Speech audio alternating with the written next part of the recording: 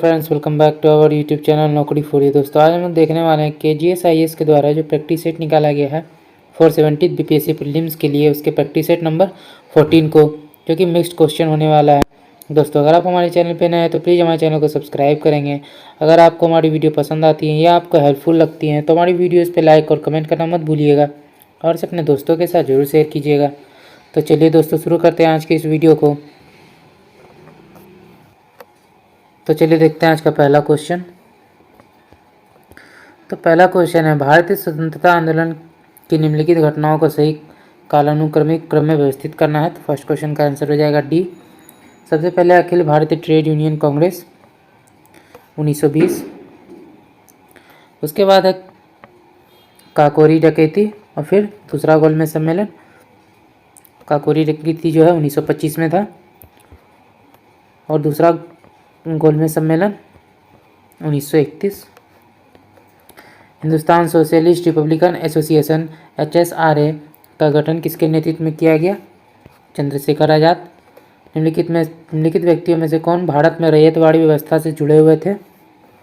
सी, captain Alexander read और sir Thomas Munro. निम्नलिखित नेताओं में से कौन वर्ष 1940 में व्यक्तिगत सत्याग्रह करने वाले पहले सत्याग्रही थे? विनोबा भावे। निम्नलिखित व्यक्तियों में कौन द फिलोसफी ऑफ द बम से संबंधित है? तो आंसर हो जाएगा बी, भगवती चरण वोहरा। निम्नलिखित में कौन सा भारत सरकार अधिनियम 1935 का प्रावधान था? तो आंसर हो जाएगा डी, तीनों। सभी सदस्यों को प्रांतीय विधायिका में प्रत्यक्ष रूप से निर्वाचित किया जाना था। अवशिष्ट शक्तियां गवर्नर जनरल के पास थी। प्रांतीय स्वायत्तता ने द्वैत शासन को प्रतिस्थापित किया। रॉलेट एक्ट के संबंध में निम्नलिखित कथनों में कौन सा कथन जो है सही है? तो आंसर हो जाएगा 20। सक्रियतावादियों को बिना किसी मुकदमे के निर्वासन या 2 साल तक कारावास का सामना करना पड़ेगा। निम्नलिखित में कौन सा हंटर आयोग से संबंधित है? तो 8 का हमारा आंसर हो जाएगा ए, शिक्षा व्यवस्था और जलियांवाला बाग हत्याकांड के संबंध में पूछताछ। साइमन कमीशन के संबंध में निम्नलिखित में कौन सा कथन जो है सही है? तो आंसर हो जाएगा सी, कानूनों और सरकारों में संभावित परिवर्तनों का आकलन और प्रस्ताव करना। खिलाफत आंदोलन शुरू करने का मुख्य कारण क्या था? आंसर हो जाएगा सी, ब्रिटेन द्वारा ओटोमन साम्राज्य के साथ किए गए व्यवहार के विरोध प्रदर्शन। नेहरू रिपोर्ट के संबंध में निम्नलिखित कथन पर विचार कीजिए। कौन सा कथन जो है सही है? तो 11 का आंसर हो जाएगा डी, तीनों। मुसलमानों के सांस्कृतिक और धार्मिक हितों की पूर्ण सुरक्षा, राज्य का धर्म से पूर्ण अलगाव, अल्पसंख्यकों के लिए कोई पृथक निर्वाचक क्षेत्र नहीं। निम्नलिखित नेताओं में किसने इंडिपेंडेंस फॉर इंडिया लीग की स्थापना की? तो आंसर हो जाएगा बी, सुभाष चंद्र बोस और जवाहरलाल नेहरू।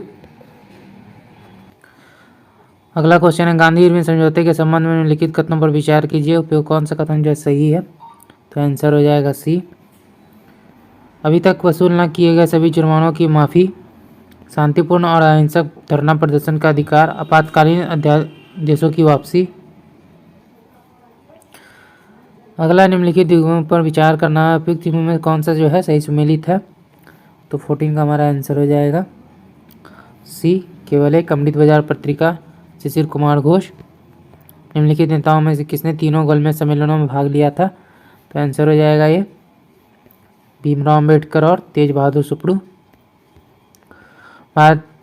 भारत में किसी राज्य की मुख्यमंत्री बनने वाली पहली महिला कौन थी? तो आंसर हो जाएगा सी, सुचिता कृपलानी। अगस्त प्रस्ताव के संबंध में निम्नलिखित कथन पर विचार करना है। कौन सा सही है? तो आंसर हो जाएगा सी, दोनों। डोमिनियन स्टेटस दीर्घकालिक उद्देश्य होगा। अल्पसंख्यक समूहों की स्वीकृति के बिना कोई भी भावी संविधान नहीं अपनाया जाएगा। भारत में ब्रिटिश शासन के संदर्भ में वुड डिस्पैच का प्रयोग निम्नलिखित में से किसके संदर्भ में किया गया? तो आंसर हो जाएगा डी, शिक्षा। अखिल भारतीय किसान सभा के संबंध में निम्नलिखित कथन पर विचार कीजिए। कौन सा कथन सही है? तो आंसर हो जाएगा सी, 1 और 2 दोनों। जमींदारी प्रथा को समाप्त करना और कृषि एवं ग्रामीण श्रमिकों को बिना किसी लागत के भूमि हस्तांतरित करना। स्वामी दयानंद सरस्वती इसके अध्यक्ष थे। निम्नलिखित में कौन सा कथन 1920 से 1940 के दशक तक भारतीय राष्ट्र आंदोलन की रणनीति का सर्वाधिक उपयुक्त वर्णन करता है? संघर्ष विराम संघर्ष, निम्नलिखित घटनाओं पर विचार करना है। तो उपयुक्त घटनाओं को जो है सही कालानुक्रमिक क्रम बताना है। तो आंसर हो जाएगा बी, एका आंदोलन, फिर बारदोली सत्याग्रह, फिर जो हमारा आंसर हो जाएगा वो होगा तेभागा आंदोलन। जोनाथन डंकन द्वारा संस्कृत महाविद्यालय की स्थापना किए जाने का क्या कारण था? तो आंसर हो जाएगा सी, हिंदू कानून और दर्शन के अध्ययन के लिए। धन बहिर्गमन की अवधारणा निम्नलिखित कथनों में से कौन सा सही है? तो आंसर हो जाएगा ए, ब्रिटिश शासन के तहत भारत की संपत्ति लगातार कम होती जा रही थी। भारतीय कारखाना अधिनियम 1881 मुख्यतः किस समस्या के समाधान से संबंधित है? तो आंसर हो जाएगा डी, बाल श्रमिक। उनकी सरकार ने प्रांतीय सरकारों को स्थानीय निकायों के लिए वित्तीय विकेंद्रीकरण के उसी सिद्धांत को लागू करने के लिए प्रोत्साहित किया जो लॉर्ड मेयो के प्रशासन ने उनके लिए शुरू किया था। उनके प्रयासों के कारण उन्हें भारत में स्थानीय स्वशासन का जनक माना जाता है। उपयुक्त जो परिच्छेद में निम्नलिखित में से किस वायसराय का उल्लेख किया गया है? तो आंसर हो जाएगा बी, लॉर्ड रिपन। निम्नलिखित में कौन सा ग्रंथ अरबों द्वारा सिंध पर विजय का उल्लेख करता है? चचनामा। मोहम्मद गौरी ने भारत पर पहला आक्रमण जो है कब किया था? 1175 ईस्वी में। बख्तियार खिलजी द्वारा बंगाल पर आक्रमण किए जाने के कारण आक्रमण किए जाने के दौरान जो है बंगाल के शासक कौन थे? तो आंसर हो जाएगा बी, लक्ष्मण सेन। कौन सा मुस्लिम आक्रमणकारी कुरान ख्वां के नाम से कुख्यात हुआ? तो आंसर हो जाएगा कुतुबुद्दीन ऐबक। 1205 से 1206 ईस्वी में खोखर जनजाति के विद्रोह को दबाने के अभियान में कौन शामिल थे? तो आंसर हो जाएगा बी, मोहम्मद गौरी। निम्नलिखित में कौन सा क्षेत्र ऋण वितरण के संदर्भ में अग्रणी बैंक के कार्य का सर्वाधिक उपयुक्त वर्णन करता है? सी, किसी विशिष्ट क्षेत्र में अनेक बैंकों की ऋण आवश्यकताओं के समन्वय के लिए प्राथमिक संपर्क बिंदु के रूप में कार्य करना। सकल मूल्य वर्धन के संबंध में निम्नलिखित कथनों पर विचार कीजिए। उपयुक्त कथनों में कौन सा कथन जो है सही है? आंसर हो जाएगा ए, केवल एक। सकल मूल्य वर्धन पूंजीगत परिसंपत्तियों के मूल्य ह्रास के लिए लेखांकन से पहले एक क्षेत्र के कुल आर्थिक उत्पादन को मापता है। इक्विटी सिक्योरिटी के संबंध में निम्नलिखित कथन में कौन सा कथन जो है सही है? तो बी, यह किसी निगम में स्वामित्व हित का प्रतिनिधित्व करता है और मतदान का अधिकार प्रदान कर सकता है। नॉन फंजिबल टोकन के संबंध में निम्नलिखित कथनों पर विचार कीजिए। कौन सा कथन सही है? तो बी, केवल दो। एनएफटी को ब्लॉकचेन पर निर्मित और संग्रहित किया जाता है जो उनकी विशिष्टता सुनिश्चित करता है और स्वामित्व का रिकॉर्ड प्रदान करता है। पीएम डिवाइन के संबंध में निम्नलिखित कथन पर विचार कीजिए। कौन सा सही है? तो आंसर हो जाएगा सी, 2 और 3। इसका उद्देश्य बुनियादी ढांचा परियोजनाओं को वित्त पोषित करना है जो स्वास्थ्य, शिक्षा और कनेक्टिविटी जैसे महत्वपूर्ण क्षेत्रों में मौजूद अंतराल को पाटते हैं। इसके पूर्वोत्तर क्षेत्र में उद्यमशीलता और आजीविका के अवसरों को बढ़ावा देने में मदद मिलेगी। निम्नलिखित में कौन सा कथन आवर्ती जमा खाता शब्द का सर्वाधिक उपयुक्त वर्णन करता है? तो आंसर हो जाएगा बी, यह ग्राहकों को हर महीने एक चुनी हुई राशि का निवेश करने और सुविधाजनक रूप से पैसे बचाने की सुविधा प्रदान करता है। अस्थायी जमा सुविधा के संबंध में निम्नलिखित कथन पर विचार कीजिए। कौन सा कथन जो है सही है? आंसर हो जाएगा ए, केवल एक। यह भारतीय रिजर्व बैंक आरबीआई द्वारा उपयोग किए जाने वाले एक मौद्रिक नीति उपकरण है जो बिना किसी संपार्श्विक की आवश्यकता के बैंकिंग प्रणाली से अतिरिक्त तरलता को अवशोषित करता है। फिलिप्स वक्र किन दो आर्थिक चरों के बीच संबंध को दर्शाता है? तो आंसर हो जाएगा डी, मुद्रास्फीति और बेरोजगारी।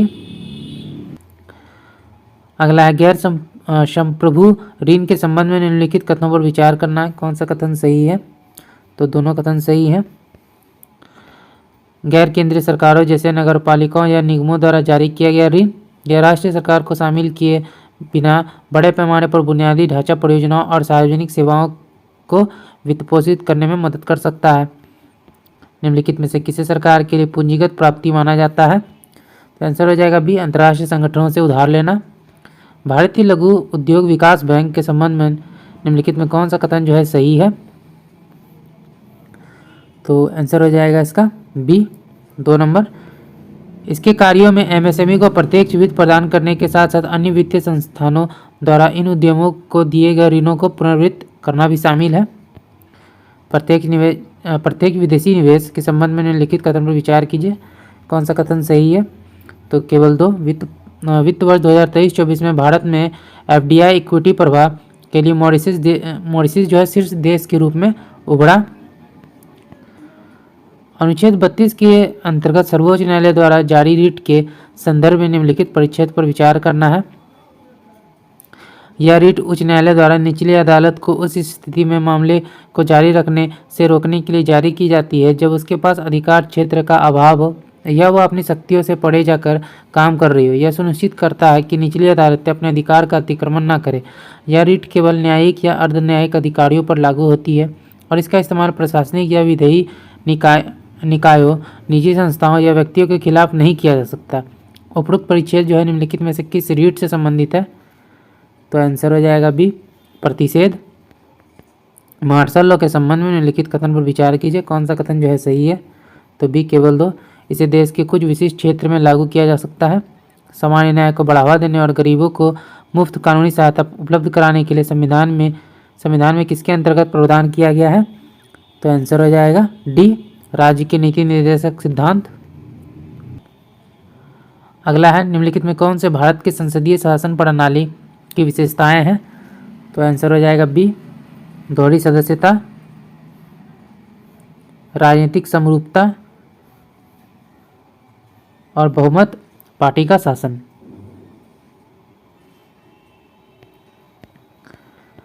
भारत में पहला नगर निगम कहाँ स्थापित किया गया? तो आंसर हो जाएगा डी, मद्रास। निम्नलिखित में कौन सा एक संवैधानिक निकाय है? तो आंसर हो जाएगा बी, भाषाई अल्पसंख्यकों के लिए विशेष अधिकारी, महानगर योजना समिति, अंतर्राज्य परिषद। वित्त आयोग के संबंध में निम्नलिखित कथन पर विचार कीजिए। कौन सा सही है? तो आंसर हो जाएगा बी, केवल 2। सार्वजनिक मामलों में अनुभव रखने वाले व्यक्ति इसका अध्यक्ष होगा। महान्यायवादी के संबंध में निम्नलिखित कथन पर विचार करना है। कौन सा सही है? तो आंसर हो जाएगा सी, दोनों। संविधान द्वारा इस पद की अवधि निश्चित नहीं की गई है। इन्हें संसद सदस्य को मिलने वाली सभी विशेषाधिकार और छूट प्राप्त है। भारतीय संविधान में आपातकाल की घोषणा शब्द का प्रयोग निम्नलिखित में से किया गया है। तो आंसर हो जाएगा राष्ट्रीय आपातकाल। भारत में उच्च न्यायालय के न्यायाधीशों की नियुक्ति कौन करता है? भारत के राष्ट्रपति। भारत में राज्य के राज्यपाल के बारे में निम्नलिखित कथन पर विचार करना है। कौन सा सही है? तो डी, ना तो 1 और ना ही 2। रामसर साइट के बारे में निम्नलिखित कथन पर विचार कीजिए। टॉपिक में कौन सा जो है गलत है? आंसर हो जाएगा बी, केवल 2। यह आर्द्रभूमि के संरक्षण और सतत उपयोग के लिए एक अंतर सरकारी संधि है। ये सही है। जलवायु परिवर्तन पर पेरिस समझौते का मुख्य उद्देश्य निम्नलिखित में कौन सा है? तो आंसर हो जाएगा बी, वैश्विक तापमान को पूर्व औद्योगिक स्तरों से 2 डिग्री सेंटीग्रेड से नीचे सीमित करना। निम्नलिखित में कौन ओजोन क्षरण से संबंधित है? तो आंसर हो जाएगा ए, केवल 1, वियना सम्मेलन। नव नामित रामसर स्थल अंका समुद्र पक्षी संरक्षण रिजर्व, अगनाशिनी मुहाना और मगदी केरे संरक्षण रिजर्व किस भारतीय राज्य में स्थित है? तो आंसर हो जाएगा डी, कर्नाटक। भारत सरकार द्वारा शुरू की गई मिष्टी योजना का प्राथमिक उद्देश्य क्या है? तो आंसर हो जाएगा सी, मैंग्रोव के संरक्षण और पुनरुद्धार को बढ़ाना। हाल ही में त्रिसभा सम्मेलन परिवहन चिंतन निम्नलिखित में से किस स्थान पर आयोजित किया गया? आंसर हो जाएगा ए, नई दिल्ली। हाल ही में खबरों में रही परियोजना आकाश तीर के बारे में निम्नलिखित कथन पर विचार कीजिए। कौन सा इसमें सही है? तो आंसर हो जाएगा ए, केवल 1। यह परियोजना सेना की परिचालन दक्षता को बढ़ाने के लिए शुरू की गई। हाल ही में भारत ने निम्नलिखित में से किस देश में अपना दूसरा विदेशी बंदरगाह बनाया है? तो आंसर हो जाएगा बी, म्यांमार। हाल ही में निम्नलिखित में कौन सा देश रूसी कच्चे तेल के प्राथमिक आयातक के रूप में भारत से आगे निकल गया? आंसर हो जाएगा ए, चीन। हाल ही में संयुक्त सैन्य अभ्यास दस्तली का 5वां संस्करण निम्नलिखित में से किस देश के बीच आयोजित किया गया? भारत और उज्बेकिस्तान। हाल ही में निम्नलिखित में से किस भारतीय फिल्म को कान फिल्म महोत्सव के लिए नामांकित किया गया है? तो आंसर हो जाएगा A, all we imagine as light. दुनिया का सबसे बड़ा अक्षय ऊर्जा पार्क निम्नलिखित में से किस स्थान पर बनाया जा रहा है? गुजरात के कच्छ जिला में। विश्व हेपेटाइटिस शिखर सम्मेलन 2024 हाल ही में निम्नलिखित में से किस देश में आयोजित किया गया? पुर्तगाल। हाल ही में भारतीय विज्ञान संस्थान बेंगलोर द्वारा टिकाऊ हाइड्रोजल विकसित किया गया। पानी से माइक्रोप्लास्टिक हटाने के लिए। हाल ही में किस देश ने मेनिनजाइटिस के लिए पहली बार वैक्सीन लॉन्च की है? नाइजीरिया। हाल ही में लोंगोटे उत्सव निम्नलिखित में से किस राज्य में मनाया गया? अरुणाचल प्रदेश। निम्नलिखित में से किस देश ने हाल ही में ऐसे उपग्रह विकसित किए हैं जो स्मार्टफोन को सैटेलाइट कॉल करने में सक्षम बनाता है? तो आंसर हो जाएगा बी, चीन। हाल ही में भारत ने निम्नलिखित में से किस ध्रुवीय अनुसंधान केंद्र पर अपना तीसरा डाकघर खोला है? तो आंसर हो जाएगा ए, भारतीय स्टेशन। हाल ही में सीआरपीएफ और नक्सलवादियों के बीच विवाद था। नक्सलवादियों के संबंध में निम्नलिखित कथन पर विचार कीजिए। कौन सा कथन जो है सही है? तो आंसर हो जाएगा बी, 2 और 3। इसे स्थानीय जमींदारों के खिलाफ गरीबों और आदिवासियों द्वारा शुरू किया गया था। नक्सलवादी गतिविधि छत्तीसगढ़ में शुरू हुई थी। हाल ही में विश्व उपभोक्ता अधिकार दिवस मनाया गया। यह किस तिथि को मनाया जाता है? 15 मार्च। निम्नलिखित कथन पर विचार कीजिए। कौन सा कथन जो है सही है? तो सी, दोनों कथन सही हैं। दुनिया का पहला डाक टिकट कॉपर टिकट अजीमाबाद वर्तमान पटना में लॉन्च किया गया। भारत में वॉरेन हेस्टिंग्स के शासनकाल के दौरान डाकघर को निजी पत्राचार की अनुमति देने के लिए भी कदम उठाए गए थे। निम्नलिखित कथन पर विचार कीजिए। उपयुक्त कथनों में कौन सा कथन जो है सही है? तो आंसर हो जाएगा बी, 1 और 3। हाल ही में बिहार के राज्यपाल ने हिंदू अध्ययन केंद्र और आध्यात्मिक विज्ञान केंद्र खोलने की मंजूरी दी। यह केंद्र युवाओं को वैदिक संस्कृति और आध्यात्मिक विज्ञान से जोड़ने के लिए खोला जा रहा है। निम्नलिखित कथन पर विचार कीजिए। कौन सा कथन इसमें सही है? तो आंसर हो जाएगा सी, तीनों कथन जो है सही है। बिहार सरकार ने एईएस प्रभावित जिलों के अस्पतालों में डॉक्टरों की उपस्थिति दर्ज कराने के लिए दर्पण प्लस ऐप लॉन्च किया। जापानी इंसेफेलाइटिस भारत में एईएस सिंड्रोम का सबसे सामान्य कारण है। एईएस सिंड्रोम वायरस, बैक्टीरिया, कवक आदि के कारण हो सकता है। बिहार में बाल विवाह की हालिया स्थिति के बारे में निम्नलिखित कथन पर विचार करना है। कौन सा कथन सही है? तो आंसर हो जाएगा सी, दोनों कथन जो है सही है। वर्ष 2022-23 में बाल विवाह मुक्त भारत अभियान के तहत बिहार में सबसे अधिक बाल विवाह रोके गए। इसके बावजूद NFHS 5 सर्वे के अनुसार बिहार में 20 से 24 वर्ष की आयु की लगभग 41% महिलाएं की शादी 18 वर्ष की आयु से पहले जो है हो गई थी। हाल ही में समाचारों में देखे गए बैलून ऋण के बारे में सही कथन को चुनना है। तो आंसर हो जाएगा ए, बैलून भुगतान मूलधन की कुल राशि है जो ऋण अवधि के बाद देय होती है। निम्नलिखित कथन पर विचार कीजिए। कथन 1 और कथन 2 दिए गए हैं। उपयुक्त में से है कौन सा विकल्प जो है सही है? तो आंसर हो जाएगा डी, पहला कथन जो है गलत है, दूसरा कथन जो है सही है। क्लाउड सीडिंग बादलों में नमक मिश्रण छिड़कने की एक प्रक्रिया है। हाल ही में विश्व शतरंज चैंपियनशिप में सबसे कम उम्र के चैलेंजर कौन बने हैं? तो आंसर हो जाएगा सी, गुकेश डोमराजू। हाल ही में प्योलजी 1-2 एंटी एयरक्राफ्ट मिसाइल का निम्नलिखित में से किस देश द्वारा सफलतापूर्वक परीक्षण किया गया? उत्तर कोरिया। हाल ही में समाचारों में दिखेगा ज्वालामुखी और उनसे संबंधित देशों के संबंध में निम्नलिखित युगों का मिलान करना है। तो आंसर हो जाएगा बी, फर्नांडिना, यह हो जाएगा आपका Ecuador. Marapi Indonesia. Etna Italy. अही संयुक्त राज्य अमेरिका। हाल ही में निम्नलिखित में से किस संगठन ने विश्व सैन्य व्यय रिपोर्ट 2023 प्रकाशित की? तो आंसर हो जाएगा बी, स्टॉकहोम अंतर्राष्ट्रीय शांति अनुसंधान संस्थान। हाल ही में महासागर दशक सम्मेलन 2024 निम्नलिखित में से किस स्थान पर आयोजित किया गया? बार्सिलोना। 85 से हमारे मैथ के क्वेश्चन है, तो इनको आप वीडियो को पॉज करके बनाइए। मैं इनके आंसर को आपको बता देता हूँ। तो 85 का जो हमारा आंसर है वो हो जाएगा डी। 86 में जो हमारा आंसर है वो हो जाएगा ए। 87 का जो आंसर है वो हो जाएगा सी। 88 में आंसर हो जाएगा ए। 89 का जो हमारा आंसर है वो हो जाएगा सी। 90 का जो हमारा आंसर है वो हो जाएगा डी।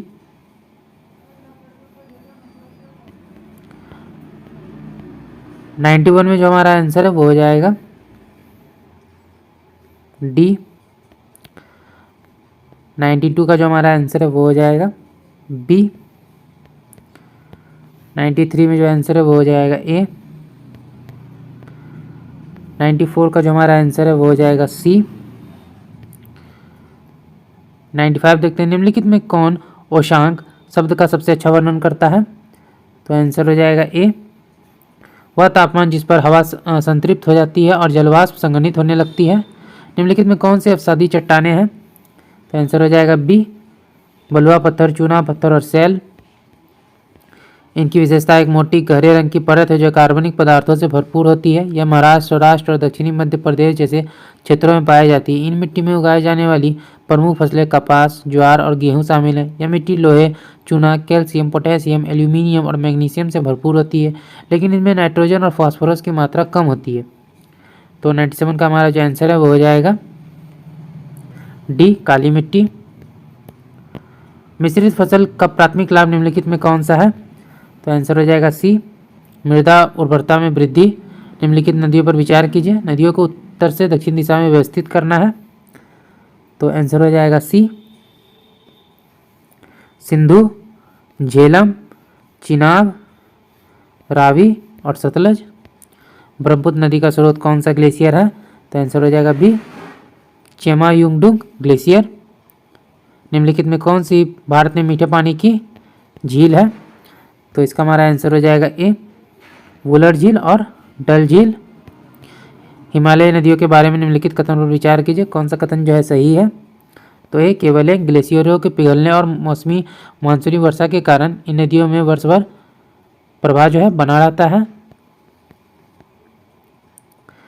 अगला देखते हैं, मन्नार की खाड़ी भारत के दक्षिण पूर्वी भाग में स्थित एक महत्वपूर्ण और अनोखा समुद्री क्षेत्र है। समुद्री जैव विविधता के दृष्टिकोण से यह विश्व का सबसे समृद्ध क्षेत्र है। यहाँ डुगोंग, कछुओं की कई प्रजातियां और मछलियाँ, मोलास्क और अन्य समुद्री जीवों को एक विशाल श्रृंखला जैसा लुप्तप्राय प्रजातियों का भी घर है।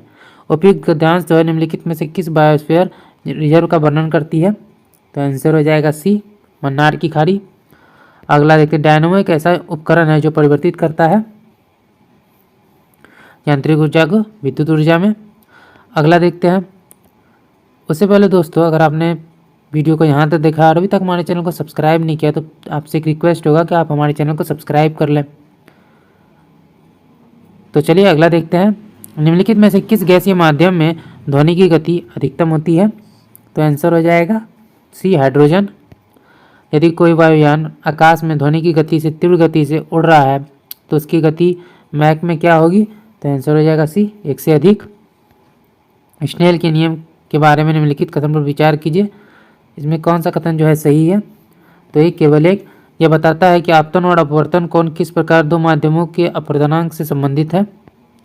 निम्नलिखित में कौन सा पूर्ण आंतरिक परावर्तन का उदाहरण है?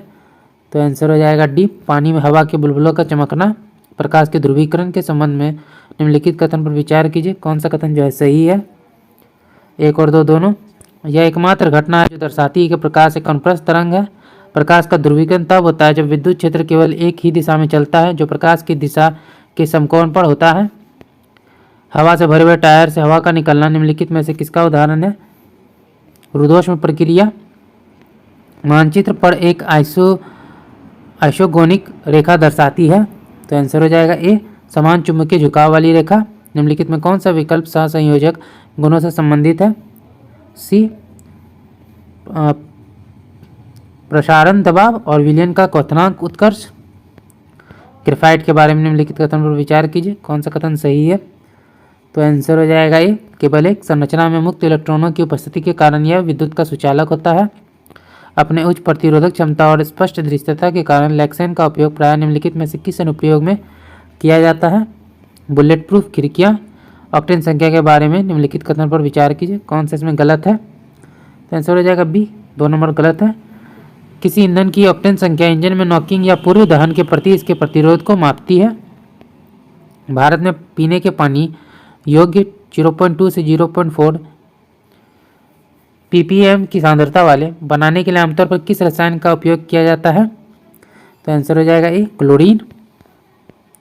गुणसूत्र के संबंध में निम्नलिखित कथन पर विचार कीजिए। कौन सा सही है? तो आंसर हो जाएगा बी, 2। यूकेरियोटिक कोशिकाओं में कई गुणसूत्र होते हैं। शुक्राणु और अंडाणु के निर्माण के दौरान किस प्रकार की कोशिका विभाजन होता है? तो आंसर हो जाएगा डी अर्धसूत्री विभाजन।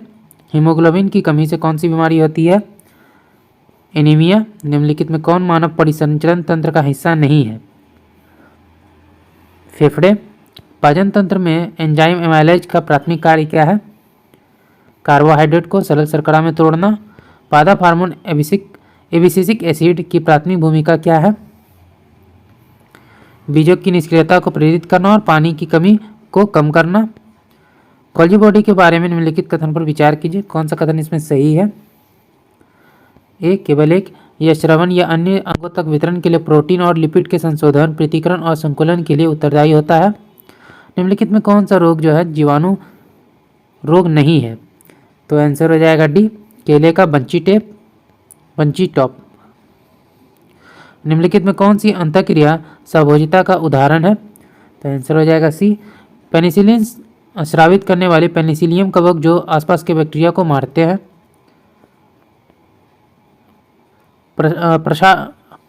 प्रसारण के बारे में निम्नलिखित कथनों पर विचार करना है। उपयोग में कौन सा कथन जो है सही है?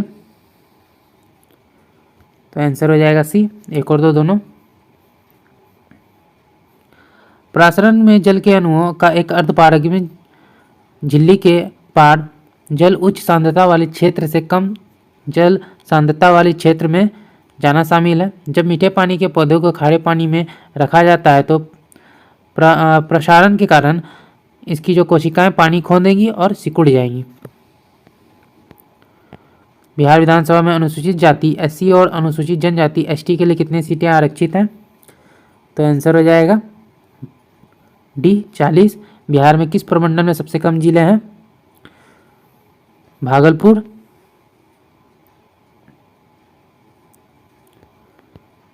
वायसराय की कार्यकारी परिषद के सदस्य के रूप में नियुक्त होने वाले पहले भारतीय कौन थे? तो आंसर हो जाएगा डी सच्चिदानंद सिन्हा। सूफी संत मखदूम शाह दौलत का मकबरा कहाँ स्थित है? मनेर। 7 मार्च 2005 को जब बिहार में आखिरी बार राष्ट्रपति शासन लगाया गया था तो वहाँ के राज्यपाल कौन थे? बूटा सिंह। 1748 में रानी सराय की लड़ाई में अलवर्दी खान ने किसे हराया था? मराठा। बरसात के मौसम में बिहार पर किस मानसून का प्रभाव पड़ता है? दक्षिण पश्चिम मानसून। 2001 की तुलना में 2011 में बिहार की जनसंख्या घनत्व कितने अंकों से बढ़ा है? तो आंसर हो जाएगा ये 221। बिहार में परंपरागत कृषि विकास कार्यक्रम का उद्देश्य क्या है? जैविक खेती को बढ़ावा देना। बिहार के भौगोलिक क्षेत्र का कितना प्रतिशत हिस्सा खेती के अंतर्गत आता है? 59.86%। गया षड्यंत्र केस 1933 में कौन संबंधित नहीं थे? फणींद्रनाथ घोष नहीं थे। उमानाथ शाही, सहदेव महतो, ब्रिज बिहारी सहाय हैं। बिहार के पहले लेफ्टिनेंट गवर्नर कौन थे? तो आंसर हो जाएगा ये चार्ल्स स्टुअर्ट बेली। स्वामी सहजानंद सरस्वती ने बीटा पटना बिहार में किसान सभा की स्थापना कब की?